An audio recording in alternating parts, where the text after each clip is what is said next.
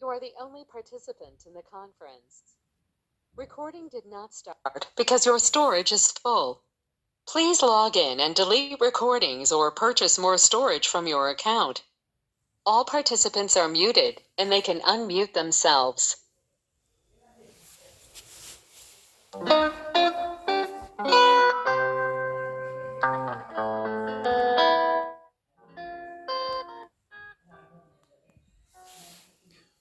ओम नमोरियंताणम नमो सिद्धाणम नमो आर्याणम नमो वज्जायाणम नमो लोहे सव्व साहुणम मंगलम भगवान वीरो मंगलम गौतमो गणी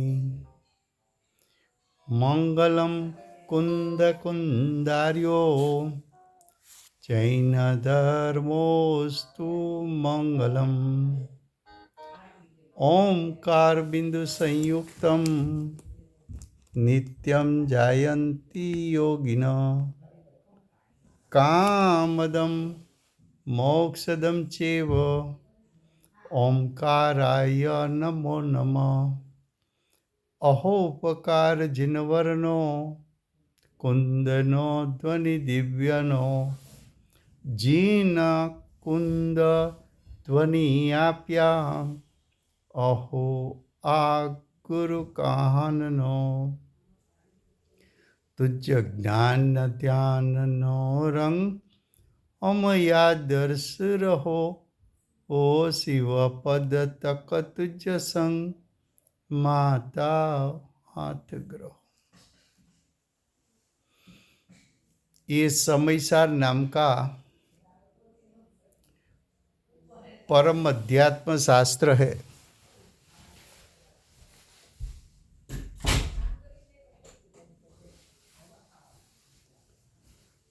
भगवत कुंकुंदाचार्य देव ने मांगलिक करके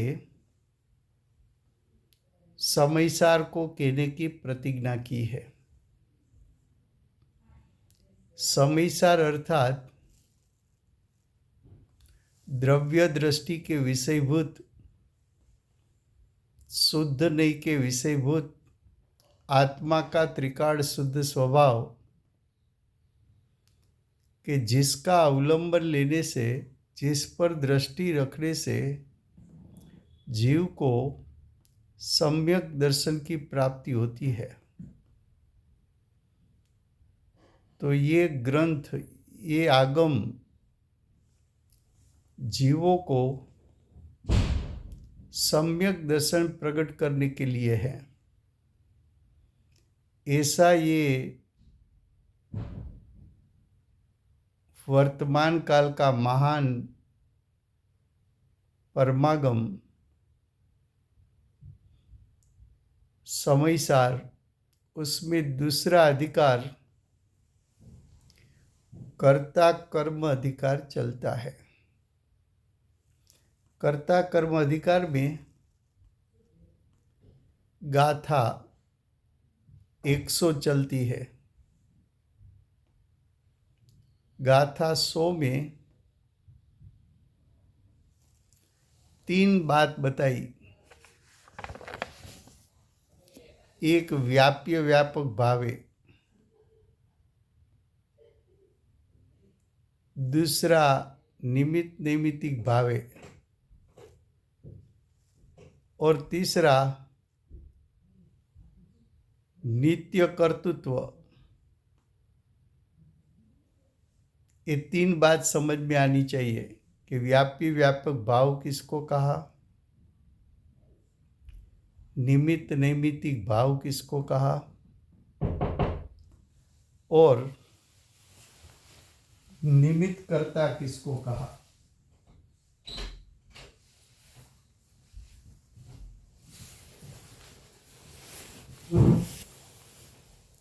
तो देखो, ये बात समझने के लिए प्रथम भावार्थ लेते हैं, उसके बाद पेज नंबर 182 उसका भावार्थ, योग अर्थात तो योग किसको कहते हैं? तो कि योग का अर्थ है आत्म प्रदेशों का चलन, यानी आत्म प्रदेशों का कंपन। आत्म प्रदेश का अर्थ है आत्मा का क्षेत्र, उसका कंपन, वो जीव के योग गुण का परिणाम है। फिर से, योग किसको कहे? तो आत्मा में अनंत प्रकार के गुण हैं। उसमें सामान्य गुण भी है, विशेष गुण भी है और असाधारण गुण भी है। असाधारण गुण में एक योग नाम का गुण है। एक जो योग नाम का गुण है, उसका परिणमन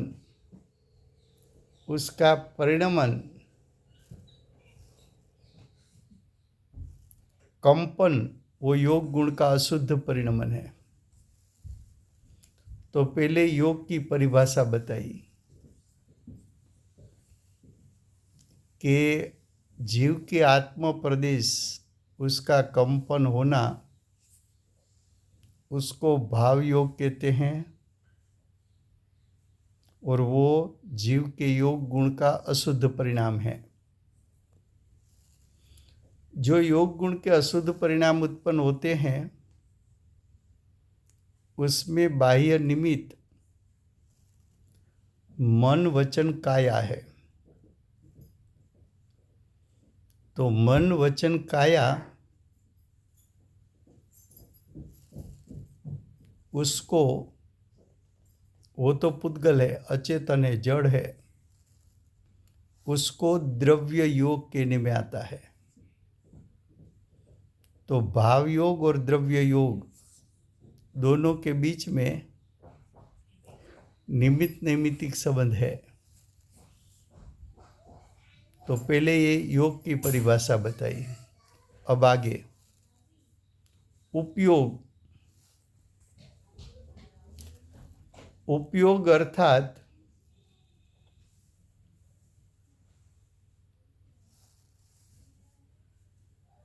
ज्ञान का कसाई के साथ जुड़ना, या तो ज्ञान मिश्रित कसाई। ज्ञान रूप परिणमन ज्ञान गुण का है और कसाई मिथ्या दृष्टि की बात करें तो मिथ्यात्व सहित राग द्वेष, उसको कसाई कहते हैं। और ज्ञानी की बात करें तो मिथ्यात्व रहित राग द्वेष, उसको कसाई कहते हैं। तो उपयोग का अर्थ है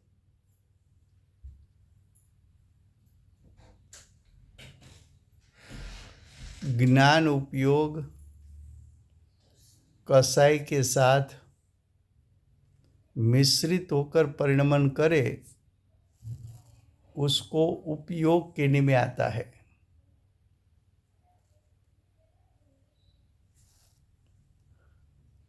तो जैसे योग आत्मा के योग गुण का अशुद्ध परिणमन है, वैसी तरह अज्ञान ज्ञान गुण का अशुद्ध परिणमन है और कसाई भी चारित्र गुण का अशुद्ध परिणाम है। तो ये हुआ योग और उपयोग दो की परिभाषा। फिर से गुजराती में गाथा सो एमा व्याप्य व्यापक संबंध બીજો નિમિત્ત નૈમિત્તિક સંબંધ અને ત્રીજું નિમિત્ત કર્તાપણું.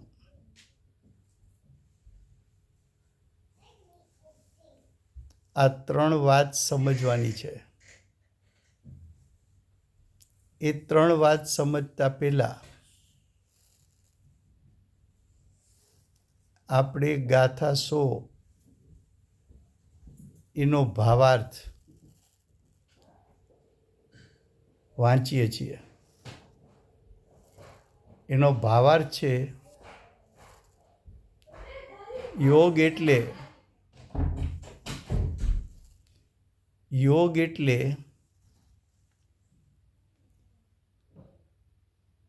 યોગ નામનો આત્મામાં એક ગુણ છે.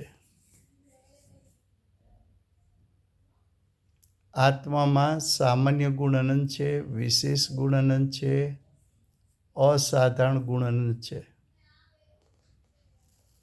એમાં યોગ એ અસાધારણ ગુણ છે.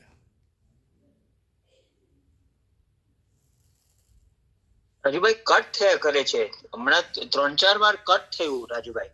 अच्छा, હવે नहीं हमारा तो बहुत बढ़िया, हमारे यहाँ तो अच्छा आ रहा है स्मूथ.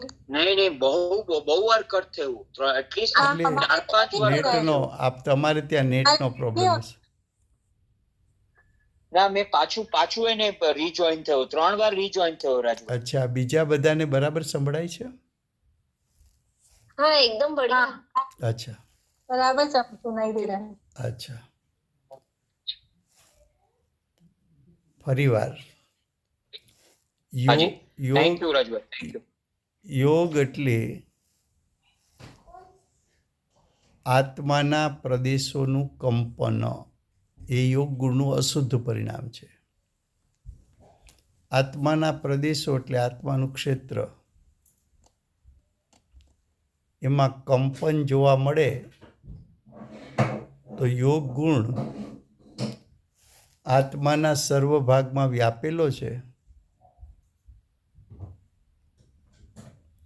અને એનું પરિણમન આત્માના સર્વ ભાગથી ઉત્પન્ન થાય છે.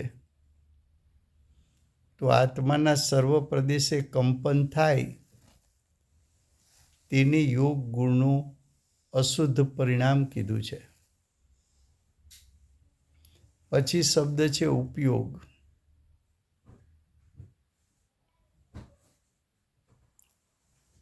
અહીંયા ઉપયોગ કોનો લેવો છે? તો કે અજ્ઞાનીનો ઉપયોગ. અજ્ઞાનીનો ઉપયોગ કેવો હોય? તો કે અજ્ઞાન અને રાગ દ્વેષનું મિશ્રિતપણું અથવા અજ્ઞાન અને કસાઈનું મિશ્રિતપણું. જો મિથ્યા દ્રષ્ટિ હોય તો મિથ્યાત્વ સહિત રાગ દ્વેષ એને કસાઈ કહેવાય છે. સમ્યક દ્રષ્ટિ હોય તો મિથ્યાત્વ રહિત રાગ દ્વેષ એને કસાઈ કહેવાય છે. તો પહેલાં યોગ અને ઉપયોગની પરિભાષા બતાવી. યોગ પણ જીવના યોગ ગુણના અશુદ્ધ પરિણામ છે. અજ્ઞાન જ્ઞાન ગુણનું અશુદ્ધ પરિણામ છે. કસાઈ આત્માના ચારિત્ર ગુણનું અશુદ્ધ પરિણામ છે.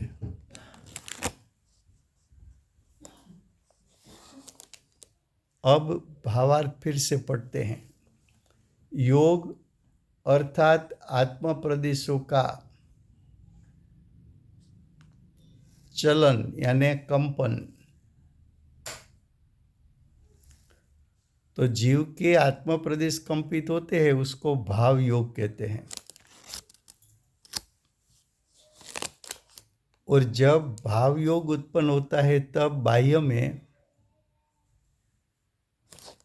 द्रव्य मन वचन अने काया उसमें निमित्त होती है। तो मन वचन काया को द्रव्य योग कहने में आता है और जीव के योग गुण के अशुद्ध परिणाम को भाव योग कहने में आता है।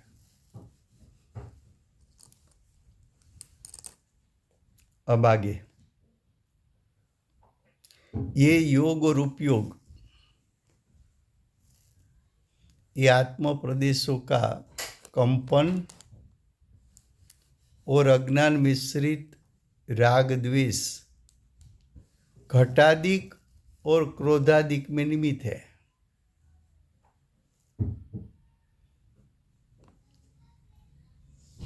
घटादिक એટલે माटी में से घड़ा बनना, वस्त्र बनना, અને क्रोधादिक द्रव्य कर्म उसको क्रोधादिक कहा है। तो योग और उपयोग क्रोधादिक में निमित्त है, योग उपयोग घटादिक में निमित्त है। तो योग और उपयोग क्रोधादिक में निमित्त है, उसका अर्थ क्या? तो कि एक तरफ जीव है, दूसरी तरफ जीव के क्षेत्र पर कार्बन वर्गना है। जीव स्वतंत्र द्रव्य है, कार्बन वर्गना पुद्गल के स्कंद स्वतंत्र द्रव्य है। जीव में योग गुण का कंपन उत्पन्न हुआ, योग गुण का कंपन उत्पन्न हुआ।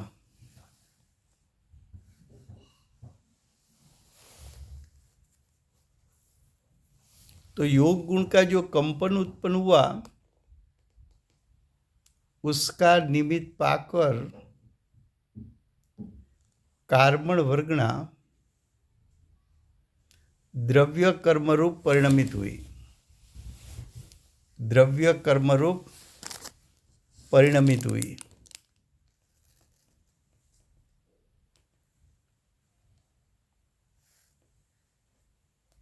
और जीव में जो कसाई उत्पन्न हुआ उसका निमित्त पाकर जो कार्बन वर्गना में से कर्म बने वो आत्मा के प्रदेश पर चिपक गए। तो जीव का योग और उपयोग जीव का क्षणिक अशुद्ध परिणाम, योग और उपयोग जीव का क्षणिक अशुद्ध परिणाम आत्म प्रदेशों का कंपन और राग आदि उसका निमित्त पाकर कार्बन वर्गना कर्म रूपे परिणमित होकर आत्म प्रदेश पर चिटक गई।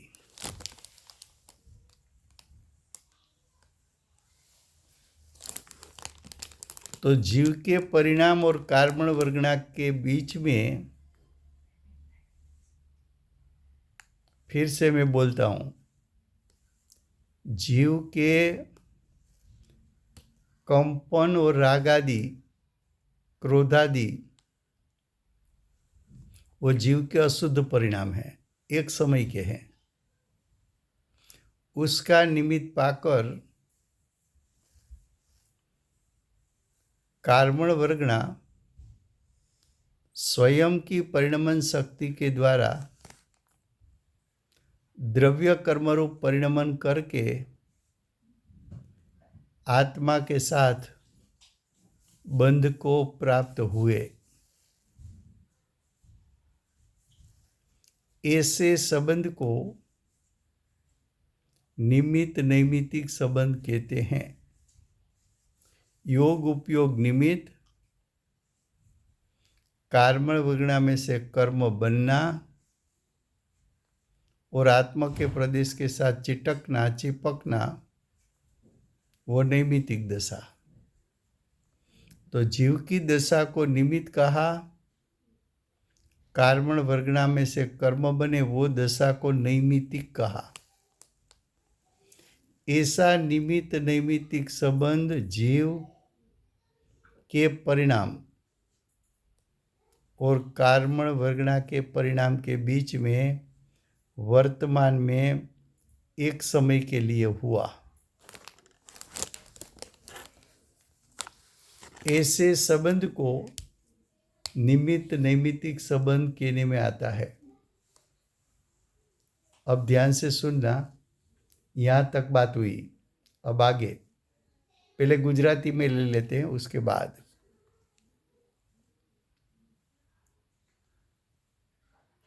जीवनी दशाમાં વર્તમાન સમયે આત્માના પ્રદેશોનું કંપન થવું, અજ્ઞાન ઉત્પન્ન થવું અને રાગાદિ ઉત્પન્ન થવા, એવા જીવના આ પરિણામ કાર્મણ વર્ગના પોતાની પરિણમન શક્તિથી દ્રવ્ય કર્મરૂપે પરિણમે ત્યારે આત્માના અશુદ્ધ પરિણામ એટલે કે કંપન, અજ્ઞાન અને કસાય એનું નિમિત્ત પામીને કાર્મણ વર્ગના કર્મરૂપે થઈને આત્માના પ્રદેશે ચીપકે છે, એવો એક નિમિત્ત નૈમિત્તિક સંબંધ વર્તમાન એક સમય માટે ઉત્પન્ન થાય છે। તો નિમિત્ત નૈમિત્તિક સંબંધ કોની વચ્ચે છે? તો કે જીવના ક્ષણિક વર્તમાન પરિણામ અને કાર્મણ વર્ગણાના વર્તમાન પરિણામ, બેયના પરિણામ વચ્ચે નિમિત્ત નૈમિત્તિક સંબંધ છે। નિમિત્ત યોગ અને ઉપયોગ નિમિત્ત છે। કાર્મણ વર્ગણાનું કર્મરૂપે થવું ને આત્માના પ્રદેશે ચીપકવું એ નૈમિત્તિક દશા છે। તો એક આવો નિમિત્ત નૈમિત્તિક સંબંધ બે દ્રવ્યના વર્તમાન પરિણામ વચ્ચે થાય છે।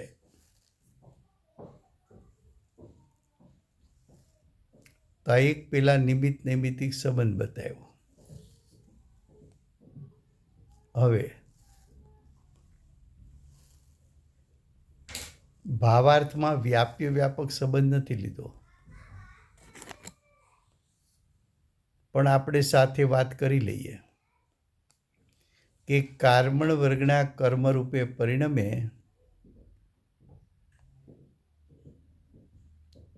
એ પૂતગલના પરિણામમાં આત્મા વ્યાપતો નથી, માટે આત્માને અને કાર્મણ વર્ગણાનું કર્મરૂપે થવું એની વચ્ચે વ્યાપ્ય વ્યાપક સંબંધ નથી।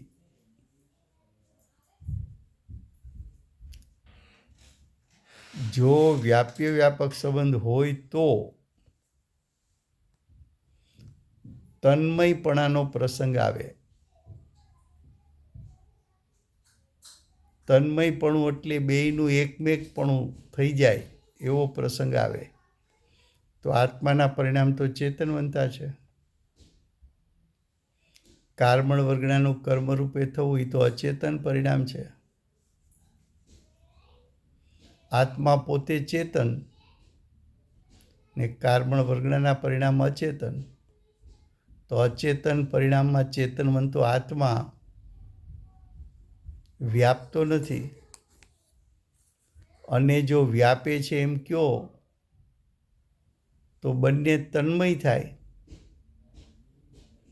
બંને એકાકાર થઈ જાય. અને બંને એકાકાર થાય તો આત્મા અચેતન થઈ જાય. આત્મા અચેતન થઈ જાય. અથવા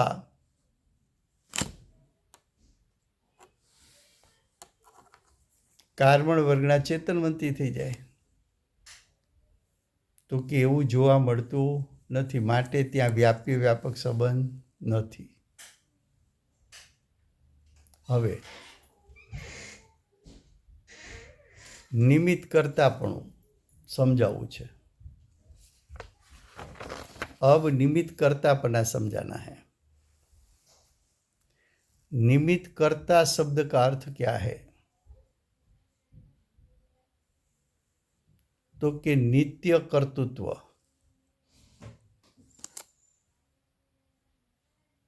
उसको निमित्त कर्ता कहने में आता है. तो प्रश्न ये आएगा कि नित्य कर्तृत्व का अर्थ क्या?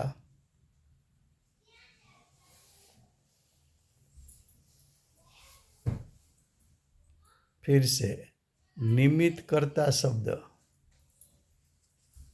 उसका अर्थ क्या है? तो कि नित्य कर्तृत्व का प्रसंग उसको निमित्त कर्ता कहने में आता है. तो प्रश्न ये है कि नित्य कर्तृत्व का प्रसंग, उसका अर्थ क्या?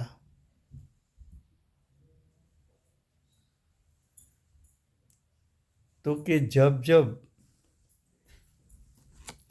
परद्रव्य का कार्य होवे तब तब निमित्त को उपस्थित रहना पड़े,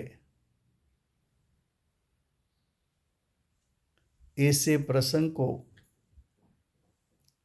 नित्य कर्तृत्व का प्रसंग कहने में आता है.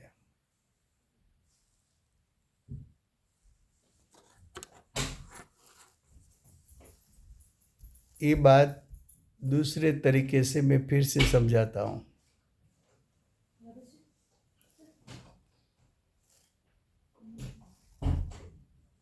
कि कार्मण वर्गना का कर्म रूपोना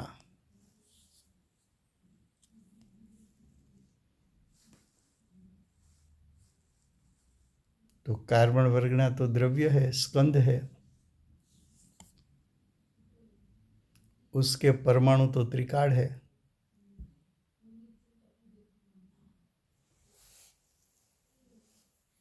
और उसके परमाणु तो अनादि से अनंत काल परिणमन करते हैं. तो उसके परमाणु में अनादि से अनंत काल प्रति समय जीव के योग और उपयोग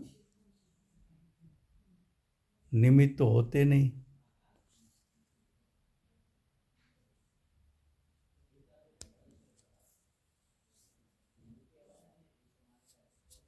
निमित्त तो होते नहीं. अगर तुम निमित्त करता कहोगे तो कार्बन वर्गना के स्कंद के परमाणु तीनों काल प्रति समय परिणमन करे तब जीव को योग और उपयोग रूप परिणमन करना पड़ेगा. तो कार्बन वर्गना तो स्कंद है, पुद्गल द्रव्य है, तीनों काल प्रति समय परिणमन भी होगा. और जीव तीनों काल प्रति समय उसमें निमित्त बने तो तीनों काल जीव को प्रति समय योग उपयोग रूप परिणमन करना पड़ेगा. और तीनों काल प्रति समय योग उपयोग रूप परिणमन करना पड़े तो जीव का मोक्ष तो कभी नहीं होगा.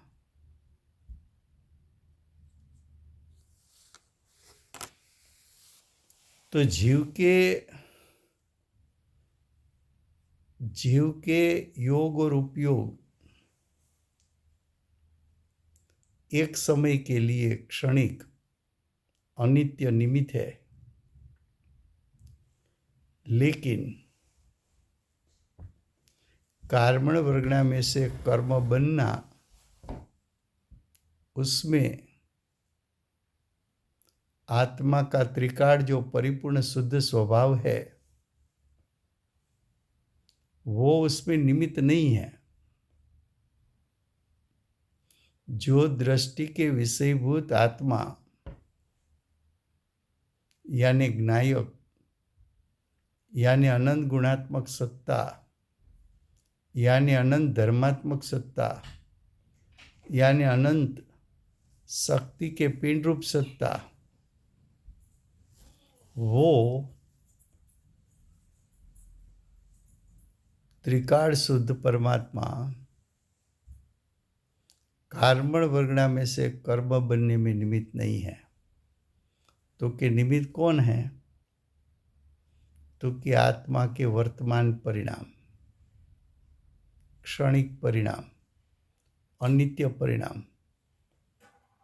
कितने काल के लिए निमित्त है? तो कि एक समय के लिए निमित्त है। कौन से परिणाम निमित्त है? तो कि योग उपयोग, ऐसे अशुद्ध क्षणिक वर्तमान परिणाम निमित्त है, लेकिन आत्मा का त्रिकाल शुद्ध स्वभाव निमित्त नहीं है।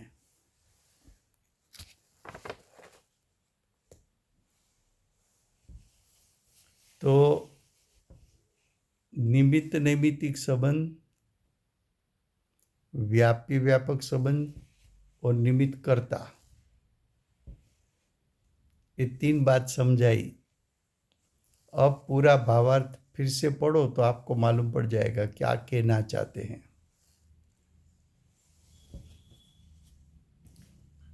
योग अर्थात आत्म प्रदेशों का कंपन और उपयोग अर्थात ज्ञान और कसाई का, ज्ञान उपयोग का कसाई के साथ जुड़ना, ऐसा योग और उपयोग क्रोधादिक में, એટલે क्रोधादि कर्म जो उत्पन्न हुआ उसमें निमित्त है। निमित्त किसको बताया? योग उपयोग को। त्रिकाल शुद्धात्मा को निमित्त नहीं बताया। और योग उपयोग का काल कितना? तो कि एक समय का। दूसरे समय योग और उपयोग रूप जीव परिणमन भी कर सकता भी है, नहीं भी कर सकता है। शुद्धता रूपे परिणमन कर ले तो अशुद्ध परिणाम उसका उत्पन्न नहीं होगा। तो योग और उपयोग क्रोधादिक में निमित्त है, इसलिए उसको यानी योग और उपयोग को क्रोधादिक का निमित्त करता कहने में आता है। तो ये क्षणिक एक समय की पर्याय को निमित्त करता कहा, लेकिन आत्मा को, यह आत्मा का अर्थ क्या करे? तो कि त्रिकाल शुद्धात्मा को उसका यानी क्रोधादि कर्म का कर्ता कहने में आता नहीं। आत्मा को संसार अवस्था में अज्ञान से मात्र योग उपयोग का कर्ता कहने में आता है।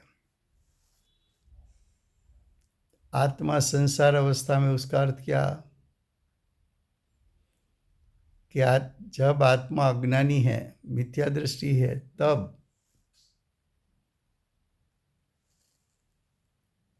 अज्ञान के कारण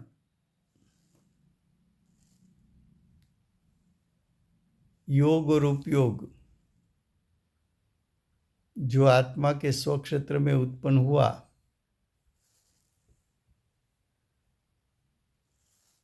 उसका क्षणिक कर्ता, एक समय के लिए कर्ता आत्मा कहने में आता है। लेकिन जो जो योग और उपयोग उत्पन्न हुआ, उसका कर्ता कर्म का उदय नहीं है।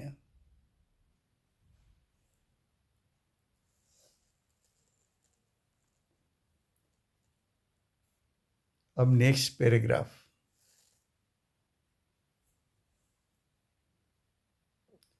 રાજુભાઈ આટલું પ્લીઝ પાછું લેશો ગુજરાતીમાં? ચોક્કસ હા. Thank you. જો ભાવાર્થમાં શું કહ્યું?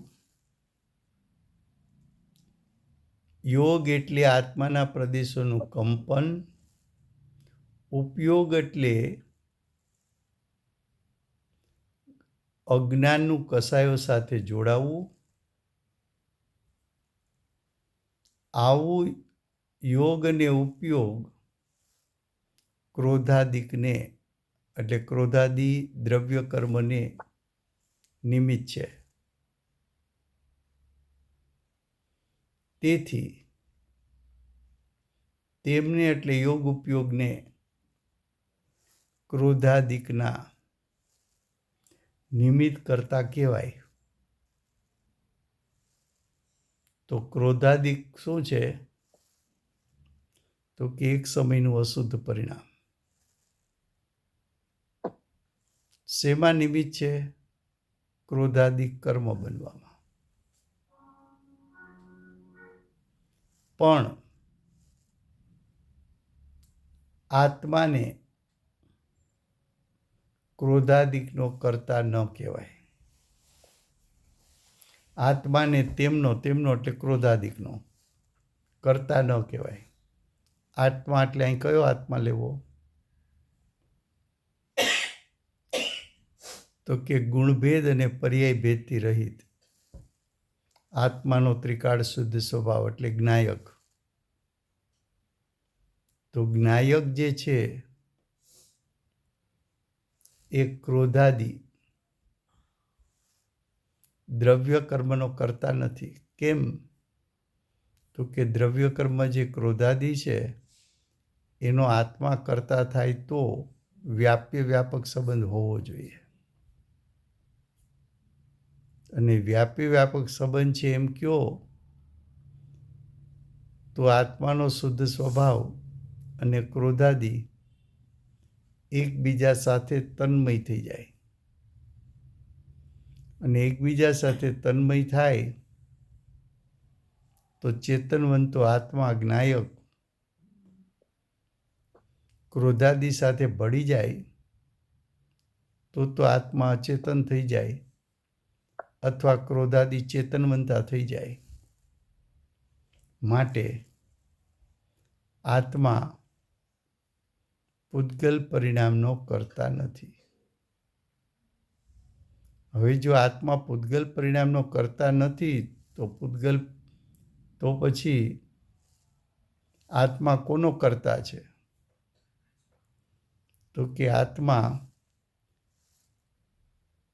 પોતાના અજ્ઞાનથી ઉત્પન્ન થયેલા અશુદ્ધ પરિણામ એટલે યોગ ઉપયોગના કરતા છે. પણ આત્મા પરદ્રવ્યના પરિણામનો કરતા નથી.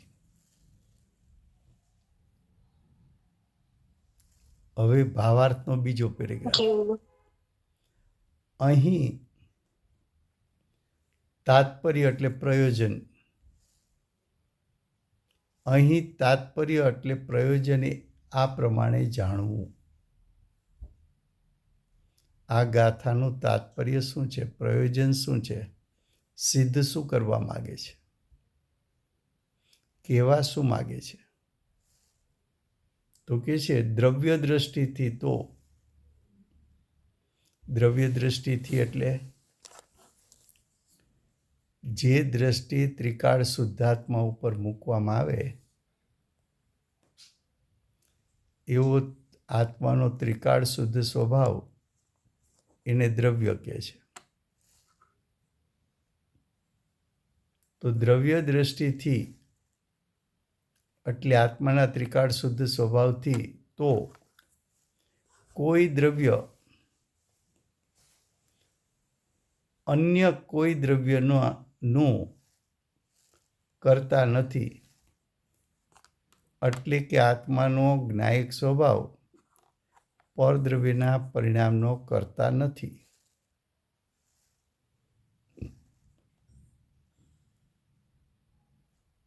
એટલે આત્માનો ત્રિકાળ શુદ્ધ સ્વભાવ પરદ્રવ્યના પરિણામનો કરતા થાય તો આત્માનો ત્રિકાળ શુદ્ધ સ્વભાવ અને પરદ્રવ્યની પર્યાય બંને કેવા થઈ જાય તો કે એકમેક વ્યાપી વ્યાપક સંબંધ થઈ જાય. ને વ્યાપી વ્યાપક સંબંધ થઈ જાય તો આત્મા ચેતનવંતો છે અને અન્ય દ્રવ્યની પર્યાય અચેતન છે, તો કાં આત્મા અચેતન થઈ જાય અને કાં પરદ્રવ્યની પર્યાય ચેતનવંતી થઈ જાય. તો કે એવું તો જોવા મળતું નથી, માટે વ્યાપી વ્યાપક સંબંધ નથી. વ્યાપી વ્યાપક સંબંધ નથી માટે આત્માના જ્ઞાયક સ્વભાવને પરદ્રવ્યના પરિણામ સાથે કરતા કર્મ સંબંધ નથી. હવે આગળ કહે છે, પરંતુ પહેલા વાત કરી દ્રવ્ય દ્રષ્ટિથી, હવે પર્યાય દ્રષ્ટિથી વાત કરવી છે. તો કે પર્યાય દ્રષ્ટિથી કોઈ દ્રવ્યનો પર્યાય કોઈ વખતે, જો કોઈ વખતે લખ્યું છે, ત્રણેય કાળ નથી લખ્યું, કોઈ દ્રવ્યનો પર્યાય કોઈ વખતે અન્ય દ્રવ્યના પર્યાયને નિમિત્ત થાય છે. જેમ કે કયો દ્રષ્ટાંત લેવો તો કે જીવના કંપન અને કસાય કોઈ વખતે કાર્મણ વર્ગણાને નિમિત્ત થાય છે.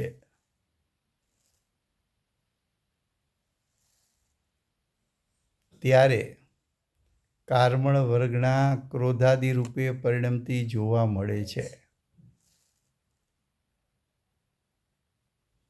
તો કે કોઈ વખતે બે દ્રવ્યની વર્તમાન પર્યાય વચ્ચે નિમિત્ત નૈમિત્તિક સંબંધ જોવા મળે. તો કે છે કોઈ વખતે કોઈ અન્ય દ્રવ્યના પર્યાયને નિમિત્ત થાય છે. તેથી આ અપેક્ષાએ એટલે પર્યાય દ્રષ્ટિએ એક દ્રવ્યના પરિણામ અન્ય દ્રવ્યના પરિણામના નિમિત્ત કરતા કહેવાય છે. પણ એ નિમિત્ત કરતા પણ કેવું છે? અનિત્ય અને ક્ષણિક છે.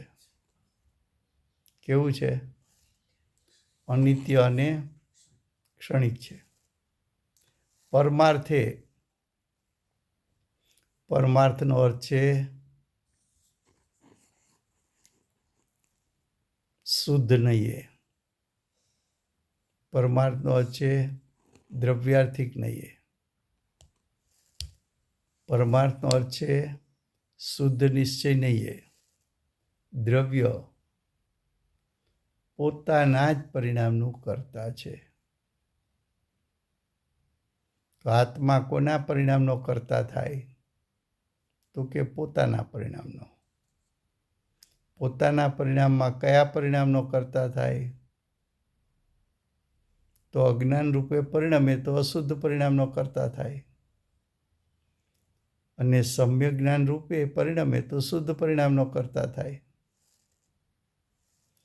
પણ આત્મા પરદ્રવ્યના પરિણામનું તો કરતા અજ્ઞાની હોય કે જ્ઞાની હોય ક્યારેય થઈ શકે નહીં. તો કે છે પરમાર્થે દ્રવ્ય પોતાના જ પરિણામનું કરતા છે, અન્યના પરિણામનું અન્ય દ્રવ્ય કરતા નથી.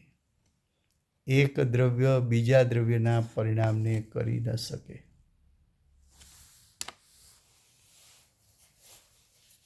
પછીની ગાથાઓમાં કહેશે કે જ્ઞાની જ્ઞાન ભાવનો કરતા છે? જ્ઞાની જ્ઞાન ભાવનો કરતા છે એમ કહેશે.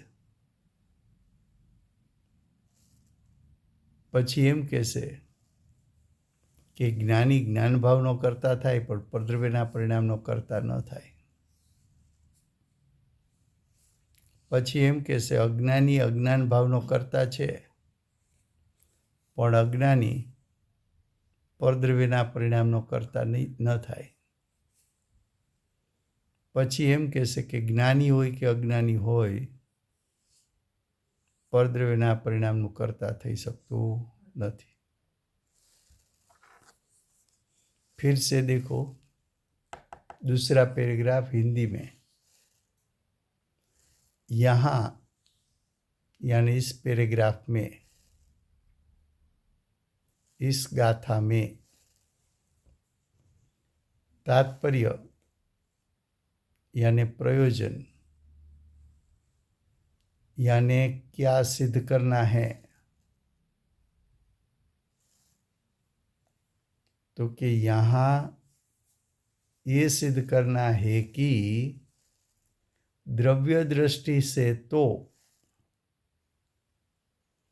द्रव्य दृष्टि से कोई भी द्रव्य का अर्थ है जाति अपेक्षा के 6 द्रव्य में से कोई भी द्रव्य. लेकिन मुख्य बात लेनी है आत्मा से. तो द्रव्य दृष्टि से उसका अर्थ क्या? तो कि द्रव्य दृष्टि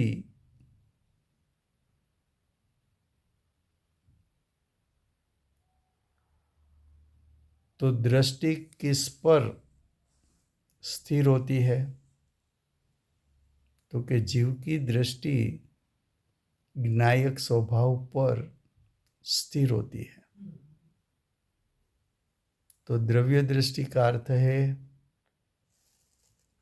कि ज्ञायक आत्मा का ज्ञायक स्वभाव कोई अन्य द्रव्य के कोई अन्य द्रव्य के परिणाम का करता नहीं है. तो आत्मा का ज्ञायक स्वभाव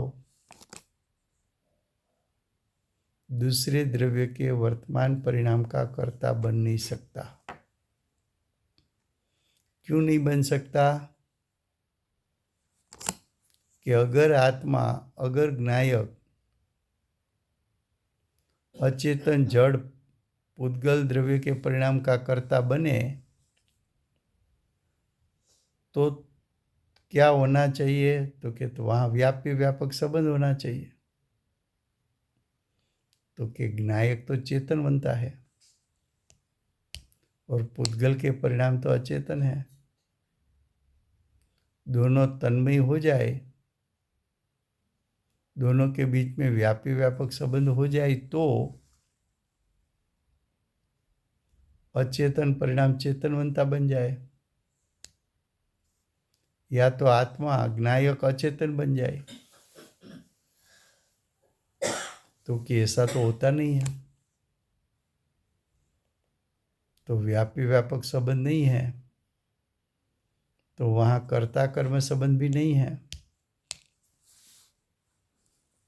इसलिए आत्मा यानी ज्ञायक परद्रव्य के परिणाम का कर्ता नहीं है. ये द्रव्य दृष्टि से बात की, यानी द्रव्य स्वभाव से बात की. अब पर्यायी दृष्टि से क्या? तो दूसरी बात करते हैं. लेकिन पर्यायी दृष्टि से किसी भी द्रव्य की पर्याय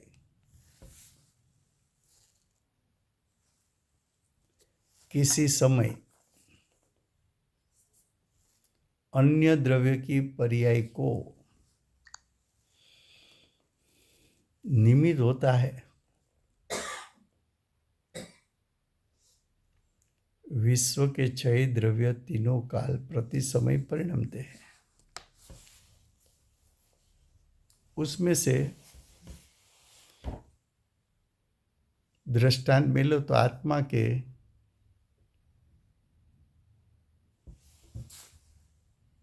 योग और उपयोग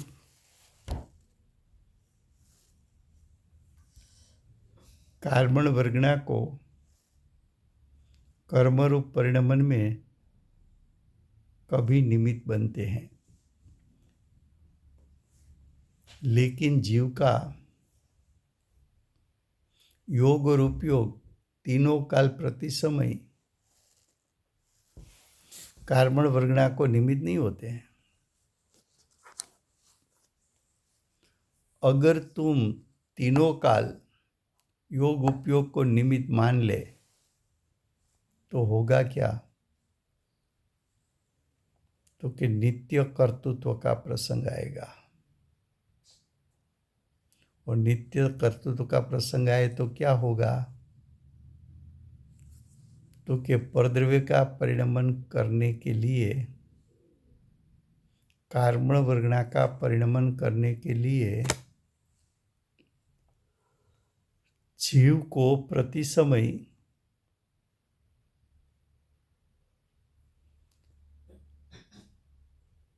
कंपन और उपयोग रूप परिणमन करना पड़ेगा, और जीव तीनों काल कंपन और उपयोग रूप परिणमन करेंगे तो होगा क्या? तो कि जीव का मोक्ष कभी नहीं होगा। क्यों? तो कि कंपन भी अशुद्ध परिणाम है और उपयोग भी अशुद्ध है।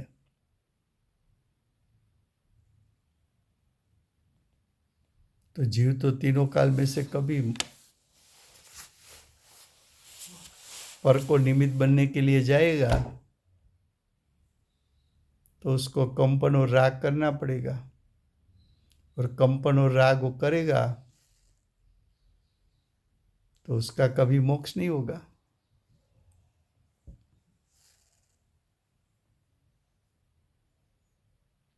तो पर्याय दृष्टि से कोई द्रव्य का पर्याय किसी समय यानी कोई बार कोई अन्य द्रव्य के पर्याय को निमित्त होता है। इसलिए वो अपेक्षा से यानी पर्याय दृष्टि से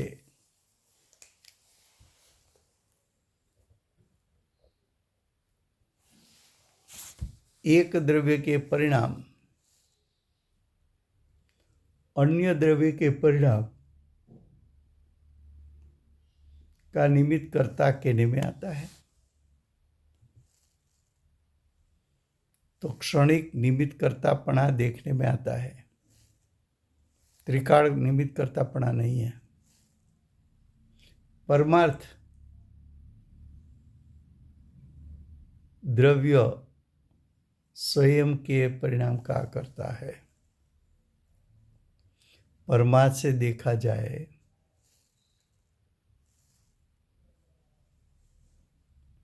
तो प्रत्येक द्रव्य किसके परिणाम का कर्ता बनेगा? तो के स्वयं के परिणाम का। सभी द्रव्य का ऐसा ही स्वरूप है। तो आत्मा स्वयं के परिणाम का कर्ता तीनों काल प्रति समय बन सकता है, लेकिन आत्मा परद्रव्य के परिणाम का कर्ता बन सकता नहीं। तो परमार्थ से द्रव्य स्वयं के परिणाम का कर्ता है, अन्य के परिणाम का अन्य द्रव्य कर्ता नहीं। एक द्रव्य दूसरे द्रव्य के परिणाम का कर्ता बन नहीं सकता। आगे जाके बताएंगे। ऐसा कहा न कि प्रत्येक द्रव्य अपने परिणाम का कर्ता बन सकता है। तो आगे जाके बताएंगे कि आत्मा ज्ञानी हो तो स्वयं के ज्ञान परिणाम का कर्ता बन सकता है, लेकिन परद्रव्य के परिणाम का कर्ता बन नहीं सकता। बाद में बताएंगे कि अज्ञानी भी स्वयं के अज्ञान रूप परिणाम का कर्ता बन सकता है, लेकिन परद्रव्य के परिणाम का कर्ता बन सकता नहीं है। बाद में बताएंगे कि जाति अपेक्षा के 6 द्रव्यों में से एक भी द्रव्य परद्रव्य के भाव का कर्ता बन सकता नहीं है। तो कि एक द्रव्य और दूसरे द्रव्य के परिणाम के बीच में कर्ता कर्म संबंध नहीं है।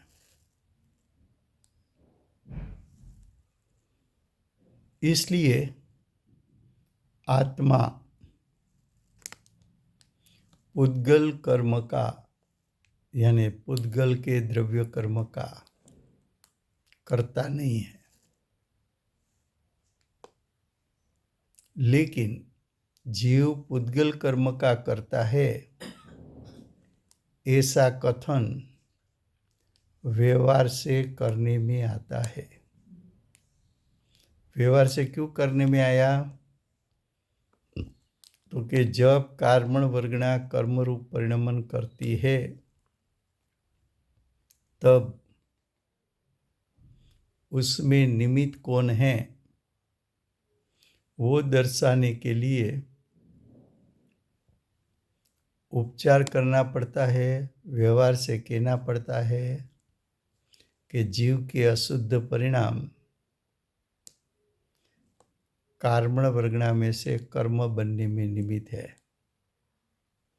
तो ऐसा कथन व्यवहार का कथन है, उपचार कथन है, निमित्त कथन है। वो कथन निश्चय नहीं है, वास्तविक कथन नहीं है।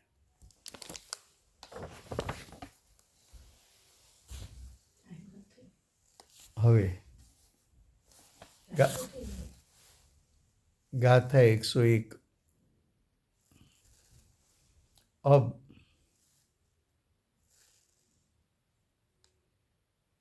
का अर्थ क्या है? तो कि 100 गाथा में आचार्य भगवान ने बताया कि आत्मा व्यापी व्यापक भाव से परद्रव्य का कर्ता नहीं है और निमित्त नैमित्तिक भाव से भी परद्रव्य के परिणाम का कर्ता नहीं है। ये बात हमने 100 गाथा में सिद्ध की। उसके बाद ज्ञानी ज्ञान का ही करता है।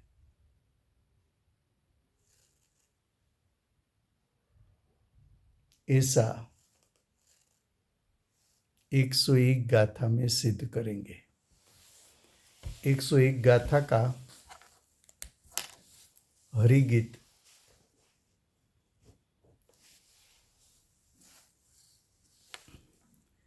જ્ઞાનાવરણયાદિક જે પૂગલતણા પરિણામ છે, કરતો ન આત્મા તેમને જે જાણતો તે જ્ઞાની છે। यहाँ तक रखते हैं, कल उसका गाथार्थ चलेगा, समय हुआ है। वर्तमान 24 आखिरी तीर्थंकर बाल ब्रह्मचारी श्री महावीर भगवान नो जय हो। महाविद्य क्षेत्रे बिराजता प्रथम तीर्थंकर धर्म धुरंधर अनंत चतुष्टयना धारक दिव्य ध्वनिना दातार शासन उपकारी श्री सिमंदर भगवान नो जय हो। कड़ीकाड़ सर्वज्ञ केवल ज्ञानी तड़ेटी में बैठेला महासमर्थ आचार्य भगवत श्री कुंकुंदाचार्य देवनो जय हो।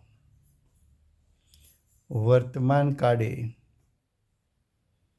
कर्ता कर्मनु स्वरूप समझावनार तीर्थना नायक, तीर्थना स्थापक, तीर्थना प्रवर्तक પરમ કૃપાળુ શ્રી સદગુરુદેવનો જય હો.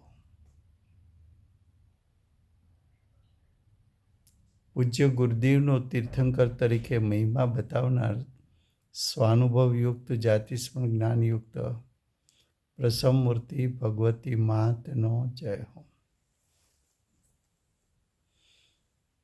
સમ્યક દર્શનની પ્રાપ્તિમાં નિમિત્તરૂપ અષ્ટજીનવાણી માતનો જય હો. પૂજ્ય ગુરુદેવ અને માતાજીની સાધના ભૂમિ સુવર્ણપુરી ધામનો જય હો. સુવર્ણપુરી ધામમાં બિરાજતા સર્વે દેવશાસ્ત્ર ગુરુ ભગવંતનો જય હો. વર્તમાન ગુરુ અને ભવિષ્યના તીર્થંકર શ્રી સૂર્યકીર્તિનાથ ભગવાનનો જય હો. શ્રી સૂર્યકીર્તિનાથ ભગવાનના સમવસ્ત્રના મુખ્ય ગણધર દેવેન્દ્ર કીર્તિનાથ ભગવાનનો જય હો. પરમ દિગંબર જૈન ધર્મનો જય હો. Thank